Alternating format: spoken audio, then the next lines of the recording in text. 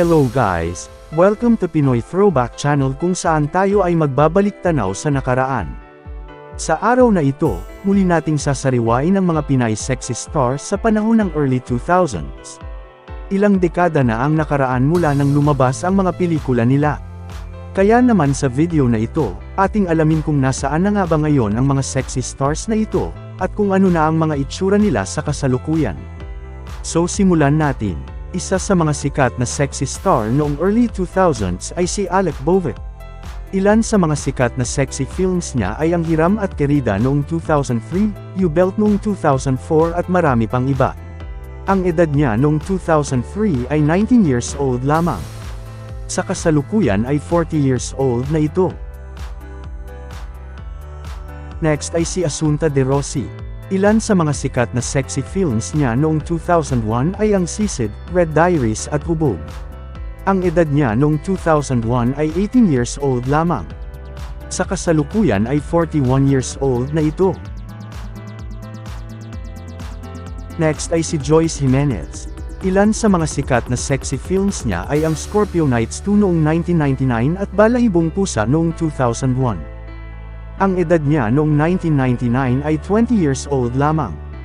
Sa kasalukuyan ay 45 years old na ito. Next ay si Chris Elda Volz. Ilan sa mga sikat na sexy films niya ay ang Takaw Tingin noong 2004 at Threesome noong 2007. Ang edad niya noong 2004 ay 23 years old lamang. Sa kasalukuyan ay 43 years old na ito. Next ay si Katja Santos. Ilan sa mga sikat na sexy films niya ay ang Sex Drive noong 2003, Boso noong 2005 at Hot Babes Gone Wild noong 2007. Ang edad niya noong 2003 ay 21 years old lamang. Sa kasalukuyan ay 42 years old na ito. Next ay si Maui Taylor. Ilan sa mga sikat na sexy films niya ay ang Gamitan at Hibla noong 2002, Sex Drive noong 2003 at Hot Babes Gone Wild noong 2007. Ang edad niya noong 2002 ay 19 years old lamang.